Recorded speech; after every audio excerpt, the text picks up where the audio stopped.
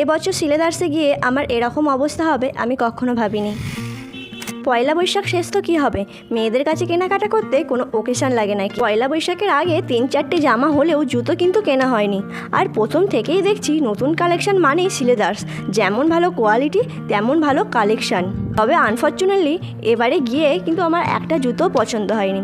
আর যেটা কালারে আসছে সেটা হয়তো সাইজে আসছে না, আর যেটা সাইজে আসছে সেটা তো কালারে আসছেই না।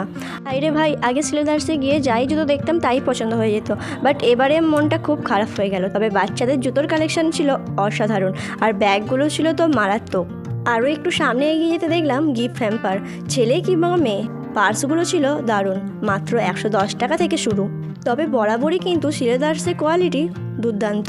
তবে এত সুন্দর সুন্দর কোয়ালিটি থাকলেও আমার জুতোর কালেকশান কিন্তু একদমই পছন্দ হয়নি, তাই আমি খুবই হতাশা ছিলাম। আশা করি নেক্সট বার যখন সিলেদার্সে যাব ভালো কিছু কালেকশান পাবো।